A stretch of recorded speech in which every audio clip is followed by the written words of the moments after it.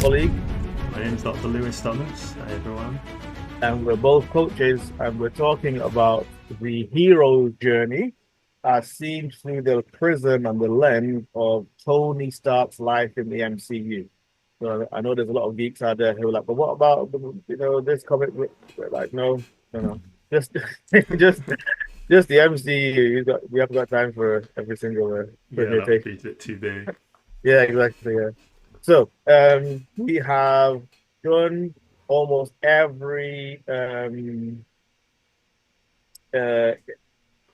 every show, every scene where Tony Stark is there, and we're now on one of the best Marvel movies ever. We are on Endgame, Avengers Endgame. So again, for me, Endgame is a good film. I don't think it's Period. as good as Infinity War. And interestingly, although I emotionally like the fan service, I think some of the fan service is like, oh, come on, guys, you know. But it was a really nice bow in terms of like we're gonna wrap up. This has been phase three, I think. Mm. It's a really great film. Again, for me, Russo brothers, they need to make every Marvel film because whatever they touch, turns to gold. The film was great, characters were great, and there's lessons there about like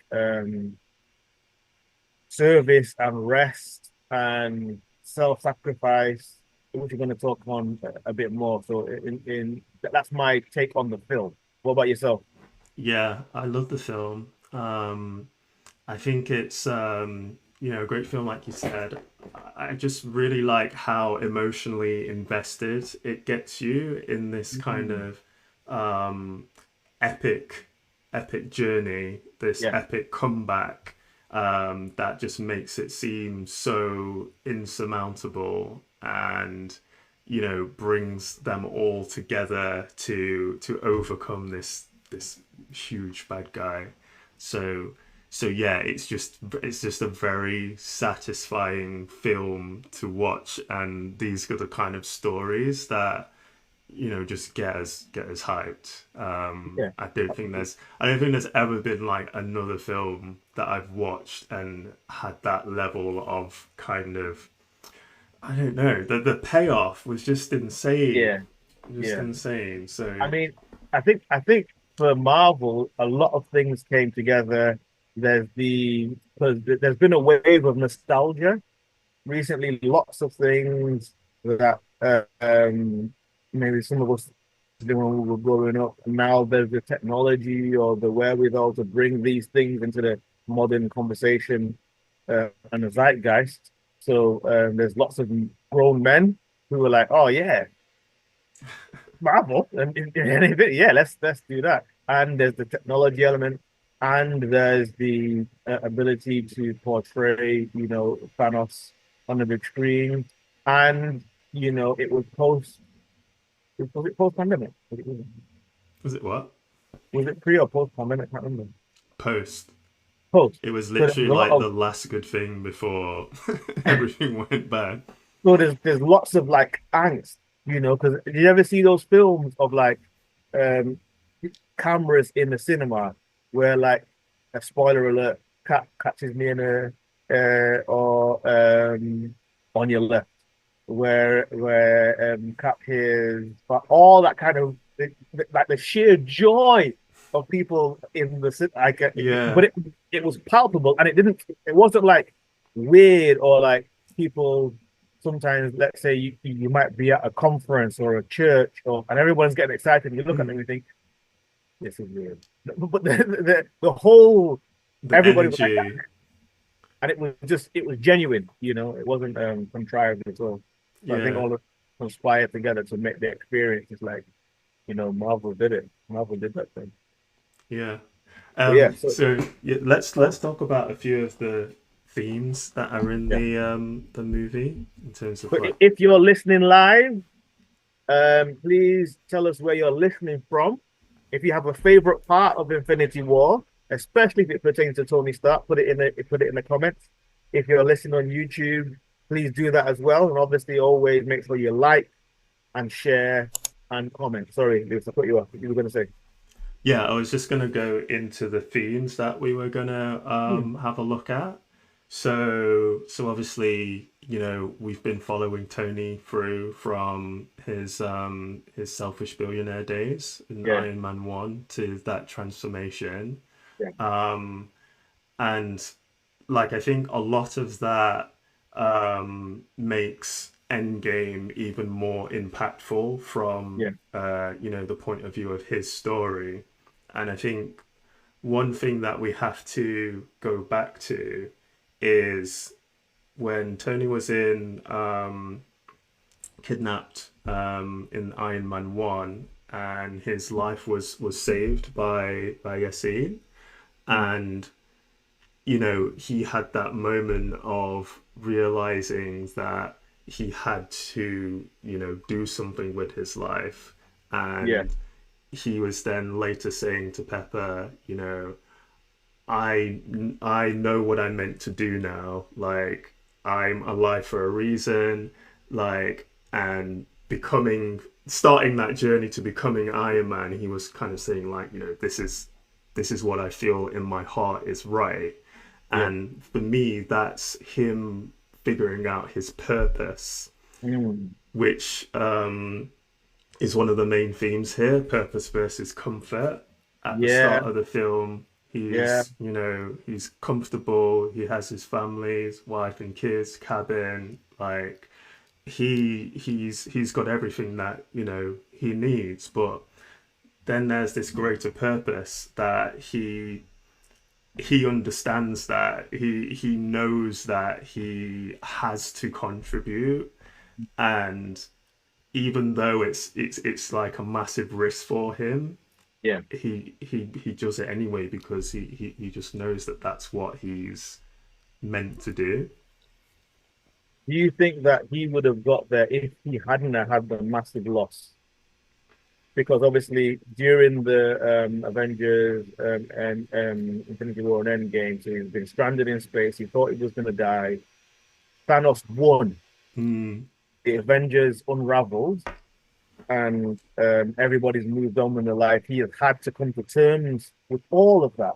And like you say, it's the working through that emotionally, whether he had therapy or whatever. Now he's married.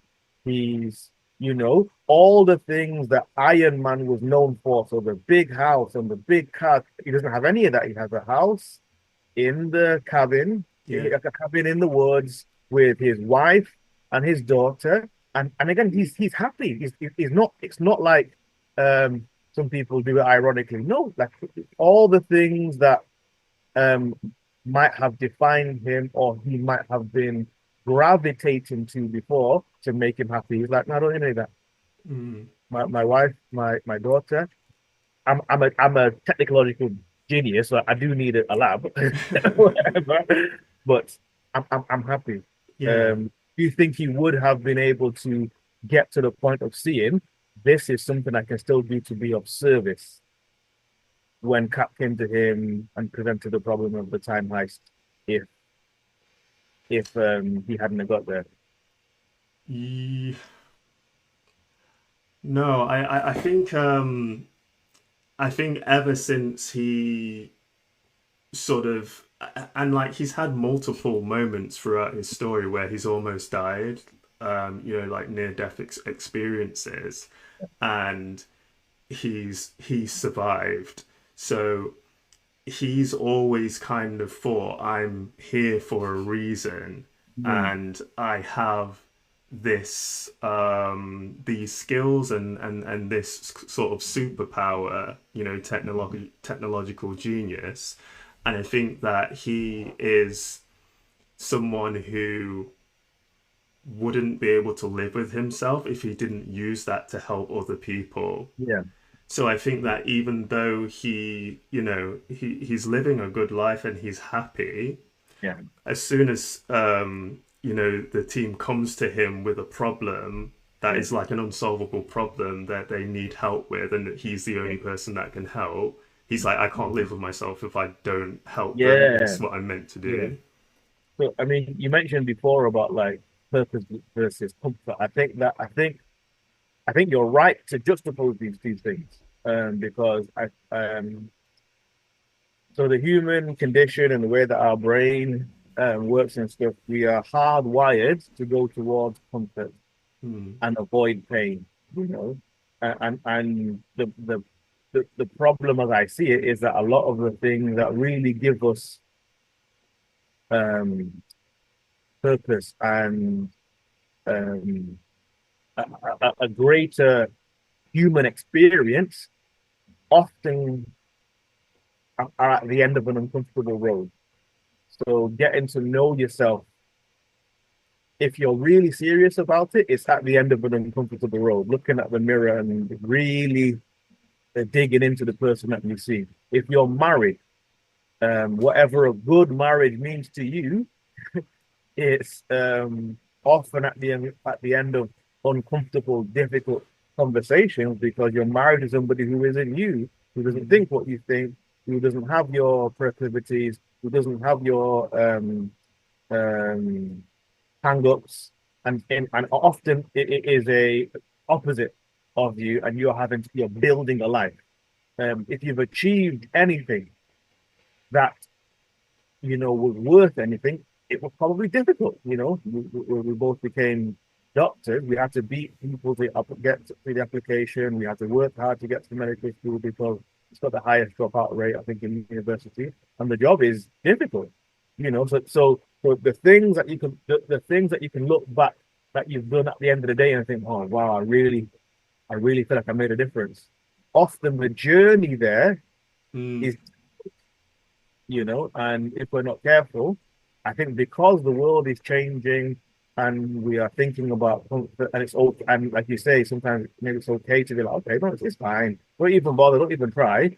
We've got a lot of people who don't realize why they're not happy, even though they've organized things in their life to be comfortable. Yeah. Yeah. Almost everything we do to be more comfortable robs us of some level of achieving our highest and best self. Yeah, I think this is really important because I think we often equate comfort to happiness. Yeah, Um, but after a while of being in that comfort, naturally as humans, we strive for growth, and that yeah, means change, and that can only happen outside of your comfort zone. yep, So it's like if you get to the point where you recognize you want something that you feel is like really meaningful to you, but yeah, that yeah, but that lies outside of your comfort zone,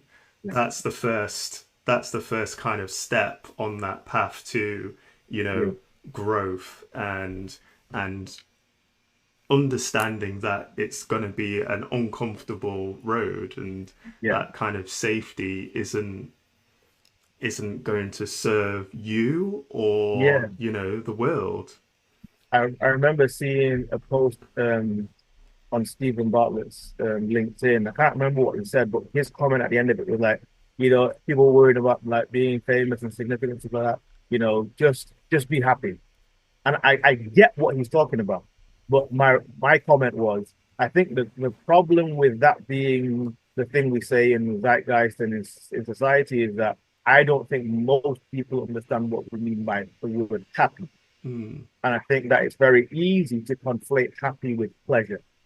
yeah, So even the word happy is circumstantial. For you to be happy, something has to be happening. It's to do with what's happening outside you. And my comment was, I think it's probably more useful to think about how do I live, contribute to society and live a life of purpose through service. Because those people are the side effect of this life is happiness rather than searching for happiness as the primary goal. I hope I'm making sense. yeah, definitely. I think framing it like that in terms of happiness, just intrinsically, that comes as a result of serving other people Yeah, rather than, thinking about thing on its own. yourself. Like, oh, I just want to be happy, and Yeah, it doesn't have yeah, anything to do with anyone else. absolutely. And yeah, I think that is what that's what's difficult about Tony's situation, because he kind of has that Mm, already, like in terms of everything he's been through on the road to Endgame, yeah, and then the absolute devastation of the Thanos snap at the end of Infinity War, yeah, being stuck on the planet, and yeah, he's been through so much discomfort already, yeah, and then to have to just do it all over again, it's like another level yeah, of purpose. yeah. But again, I've been referencing him to Ben a lot in this sort of situation. So with great responsibility, great power comes great responsibility. You're right in that he's probably the only person in well, for sure he's gone now, isn't he? She was snapped. Yeah, yeah. Yeah. Like I feel like all of the Black Panther cast was snapped. No, no, Okoye is still there because at the beginning of thing, do you remember where they're having Oh yeah, yeah, yeah. the essentially intergalactic phone call? Okoye is in there as well. But I mean, and in terms of like Marvel geeks, Shuri is smarter than Tony Stark, but she's gone. So he's probably the only person who probably can solve this problem. And it's difficult because I think there is a balance between giving and service, because one of my areas of interest is burnout Mm. and doing it past the point that you are still getting, because my definition of burnout is energy bankruptcy. There are things in my life and Tony's life and your life and everybody's life that ask something of you. So Tony, again, at this stage, he's a husband, he's a father. I'm assuming he's still a business owner, all this kind of stuff. And you can't say, "Oh, Morgan, um, yeah, so daddy doesn't want to be daddy today. Sorry, Pepper, I don't want to be husband today." Like, these are legitimate things that are pulling on you from a time point of view. So when somebody comes to you that requires something else, you've still got to say, do I have the capacity to give? And it's difficult because some of us don't answer that question when we are asked. And as a consequence of the fact that life will always give you or will always ask something of you, Mm. because that's the nature of life. And you have to have the boundaries to be able to say, not today, not right now. And so burnout happens when I am not being judicious at putting things back into my cup, even though things are constantly coming out of my cup, which I think is a slightly different thing to what Tony Stark did. That was pure self-sacrifice. Yeah. So You, what you, do you think was the key to sort of Tony not being in a burnout situation? What was different about that choice he made to go and help the rest of the Avengers? yeah, I think, I mean, he from the beginning was very, because if you look at it, um, maybe because of his background, maybe because of family and stuff, Tony was always very clear about, I will do this, I won't do this. I don't like things handed to me. That's a very silly proclivity to have, but he was like, no, you can't do that to me. You know, Mm. that's a boundary that he had, and you can see that in other areas of his life, he was very much like no, and in other areas, he's like yeah, and I've mused about this before because like, people talk about like people with riches and stuff and all, and they make them rude and stuff like that. I think there's another way of looking at it. So if most of us go to places based on what we can afford, like in terms of restaurants and stuff like that. But if we took that out of the window and you can afford most things, now you have the thing that means gives you is a bit more of a clarity about what you want. So you're more likely to say, no, I said the medium. You're more likely to go back to complain to the staff and say, actually, what I wanted was a lemonade. I didn't ask for Sprat. And I think, Tony's life of privilege, you want to call it that, has put him in a situation where he has had the either self-worth or wherewithal to be able to say, no, I don't want that. And yes, I can put this in my life. So, Mm, because often burnout is as a consequence, or at least one of the things that can contribute to it is us not being diligent about our own boundaries. You know, if I understood that everything that I do, I make a choice whether to do it or not, no matter who is asking or how they're asking. Now, if I'm burnt out, then I have to take some of the responsibility of that because again, this world is always going to ask. It's the nature of a child to need me. It's the nature of my marriage, my wife, to require something of me. And I have to be conscious about how much I can give at any time and just, engage in conversations. I think, especially because when we see Tony, he's just in a happy place. He's mm, settled. He's calm. He's different than the guy we met in Iron Man 1. Um, However, he has learnt service. yeah, yeah. And I think it's when he's making that choice to go and help, he's still very much in control. So he shuts it down initially. Then he has the breakthrough idea to solve the problem, and then he goes in very clearly and says, like, I'm going to help you with this, but like these are the conditions. Yeah, And I think the thing about that is that's what's making him feel that sense of like control and choice and agency. So he may well be going in knowing full well that there's a high chance that yeah, he doesn't make it.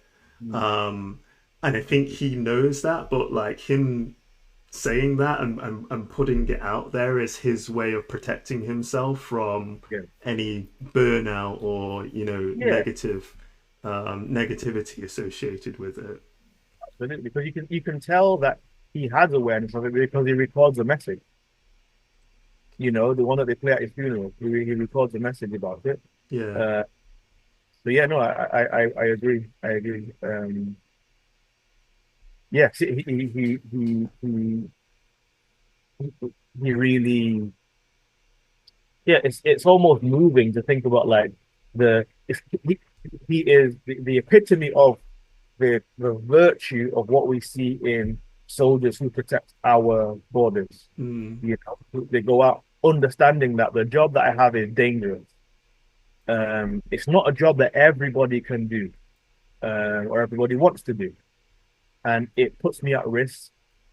I might not come back from this, but the ideal, the thing I'm fighting for, is so, important that if necessary, I'm prepared to pay the ultimate price so yeah. that society can be free, you know. And I think when we like put it into perspective, the thing that he's fighting for, it's literally like this legacy of saving 50% of all life in the universe. In the Like universe. Yeah, it's huge. It's like if you're gonna sacrifice yourself, like what greater sacrifice is yeah, there than yeah, that? So it's kind of like it'd be very easy for him to come to terms with that, I think. it's worth it. um having that knowledge. Yeah, And I think it's also like when you're in a situation where you're happy yeah, but the rest of the world is in pain and is yeah, suffering, you can only stay happy for so long until you feel as a human being you need to help. It's like yeah, how billionaires. I mean, I guess not all billionaires, but certainly the journey Tony's been on and the transformation he's had in terms of serving.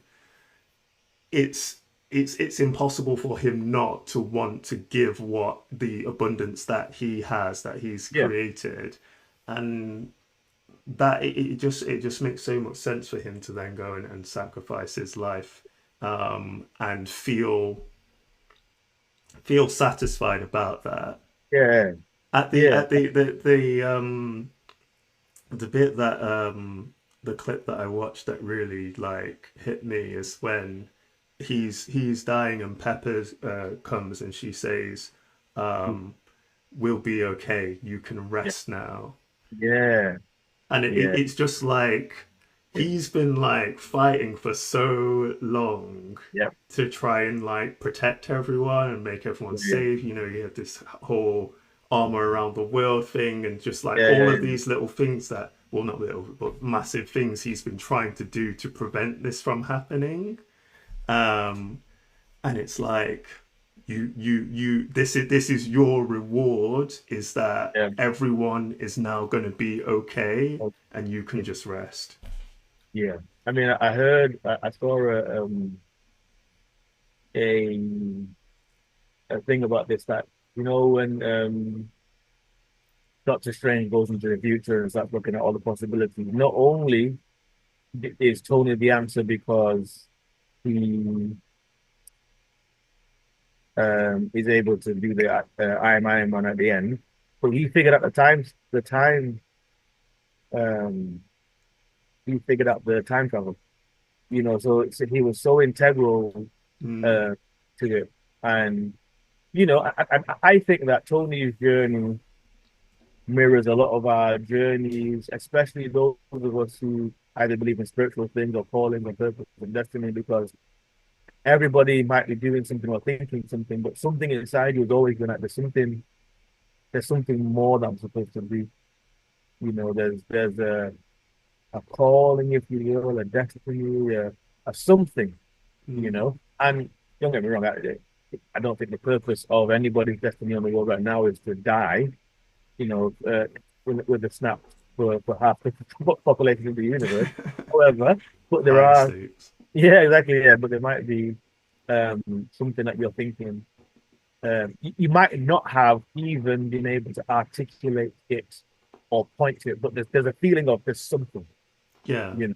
it's And I definitely think, it's definitely relatable. It's kind of like mm, you know that you need to do something, or you've found what you need to do, yes, and you're then set on it with yeah, um, this passion that you would die trying, and yeah, like not like literally die, but like even if everything goes yeah, wrong, like your life would have been worthwhile because you've yeah, tried.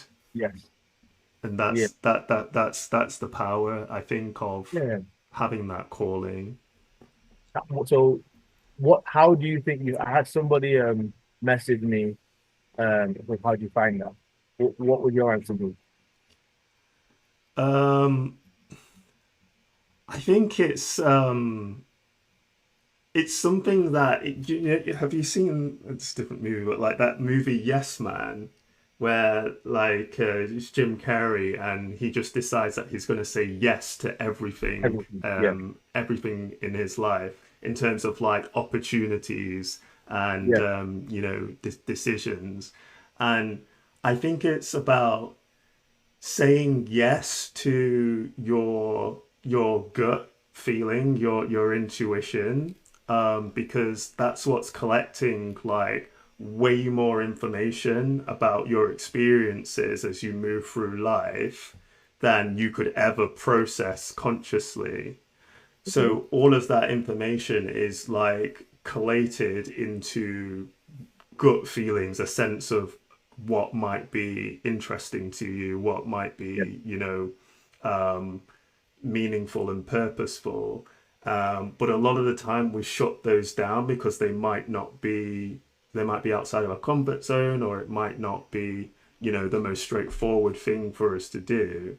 And I think finding your purpose or your calling yeah, requires, an ability to actually act on those yeah, intuitions, those little signs yeah, and signals that you might get, and yeah. just So try out new things. different things. Yeah, yeah, I think I said before on this podcast. So my answer is like me personally, I'm a Christian. I believe that we were all created for something. I think that we have as society conflated work with job, and so many of us are pouring our lives into our job, thinking it's our work. Work being the thing that you were created for, or the thing that you love to do. It's your passion. You would just do if nobody was paying you. And our job, which is for most of us, I think it's 65% of the world population, are exchanging their time for money in a field. My thing is that, so again, I believe that you were created intentionally. No, I don't believe that, regardless of the um, motivation of mom and dad. You were created because you're animal. Brilliant. God is outside of time. So God knew that you were necessary in this time for the universe now to be complete. There's no mistakes in that regard. And there is something that you have inside you. And most of us are looking at other people and thinking, oh, they've got really good gifts and they've got really good talents. And we're not being fair to ourselves because you've got something. Everybody has a unique something, a unique gift or whatever. And if you were to mind that and not really sit down and think, what do I love? And there'll be something at the intersection of everything that you love, which might be the thing that you are supposed to do. And just like you said, I think we've allowed ourselves to be limited by fear so much. Not just fear of, oh, I'm going to die, but fear of if I go down this road, it might mean that I stop the road that I'm currently on, and that Mm, road involves how I pay my bills. So but there are ways of exploring the things that are inside you without, just quitting your job and firing your boss. But on the other side of those decisions, if it's not the thing first, it might be the thing that leads to the thing. And who's to say that the thing that I was to do in my 20s is exactly the same thing that I'm to do in my 40s, or my 50s or my 60s. It might be that, some of the things I've been learning up until now is helping me now. And I'm mm-hmm. learning now for what I'm going to do in 10 years' time. But I think it's um, me personally, I believe that you were created with gifts and talents, ideas, like you say, good instincts, that you could sit down and really mind and say, well, what do I like? And there'll Yeah. be something, there'll be a way to provide service for society in a way that looks and feels authentic to you. Mm, And walking down that road will make things a little clearer. There's something I heard the other day. Motion is gained in sorry, no, clarity is gained in motion. So imagine I saw this podcast. Imagine you just woke up somewhere, you're in the middle of a field, you don't know where you are. You recognize that it's a forest or whatever, but you don't know where you are. The only way for you to figure out where you to get to civilization or to get home or whatever, you're gonna have to move. You're gonna have to walk. mm, Now, even if the thing you learn is this is the wrong direction, that's still information. You can turn back and go the other way. The only thing that stops you gaining more information is staying where you are. yeah.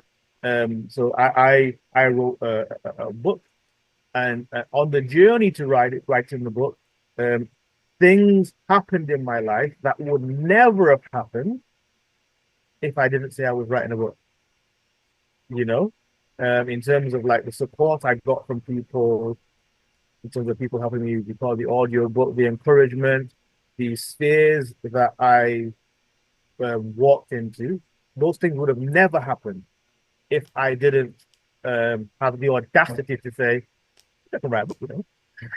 So I would always encourage everybody. You never know what's on the other end of those, like we say, gut instinct things. I think, yeah, when I was just listening to you there, you mentioned sort of everyone having this unique mission, calling, skills, talents, Yeah. and the way to sort of find them.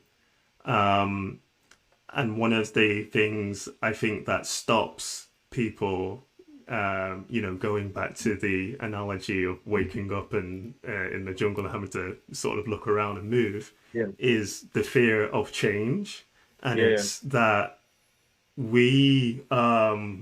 we don't realize that our current reality is something that we are just kind of like stuck in. yeah, Our everything that we know is the reality that is keeping us from growing. yeah, Um, if you want to grow and find out what your unique talent is, what your yep, gift, use your skills and your gifts, you have to let go of your current present reality. You can't keep holding on to that and expect to yeah, you know figure it out.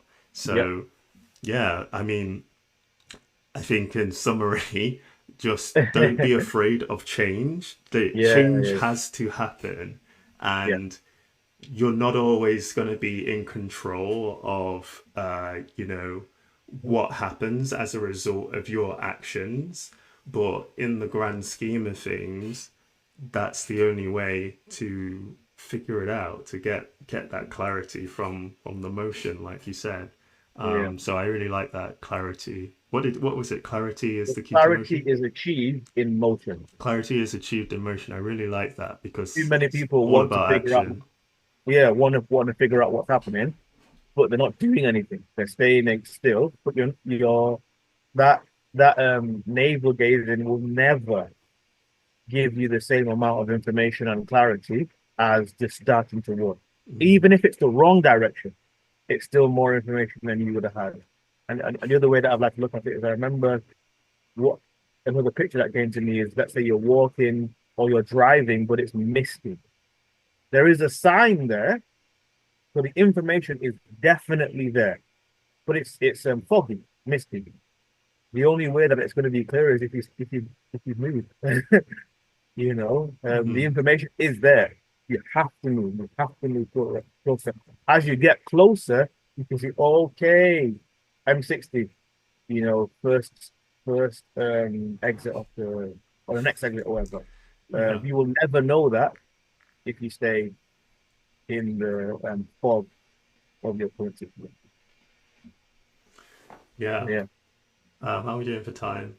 I think we I have think to get the we're last words now. coming Any to the last words end. about Tony Stark and Um, no, just like Endgame? absolute legends, like showcasing just maturity and the transformation into someone who knows what they are alive to do and is willing to put um, a greater purpose before their own comfort. And I think we can all, learn from that to achieve what we're meant to do Yeah. in life without the fear of failure or things going wrong. Happy. I 100% agree with that. And I think I would piggyback on that and say like success looks different for different people. So if you are using any sort of comparison to think about what your life looks like, then you're already lost because success for you is completely different to success for somebody else. And similarly, I would also add on to say, um, I think we all have the ability to change our lives and our circumstances as monumentally as Tony Stark changed the situation that he was in because he had an understanding of what he brought to the table. His last words were, I am, you know. So there's a superpower that you have, those of you who are listening.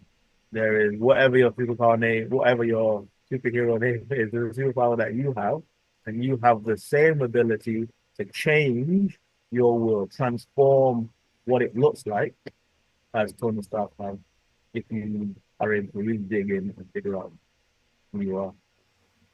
So yeah, sorry about the technicals at the beginning, guys, but this has been another great conversation. Yeah, Uh, thanks for bearing with uh, us, guys. Yes, exactly. So this is episode 9, yes, Yeah. of the Real Coaching Podcast. Next week we are going to do again a summary. We're just going to talk about the Ironman journey um, from start to finish, and maybe there's some things that we haven't been able to talk about this yet. We're going to do that, and yeah, we're looking forward to it. And after that, we're going to have a surprise for you on episode 11. So keep it tuned. For those of you who are listening, please like, please share, please comment, and till next time, I've been Dr. Ayo Olatoye.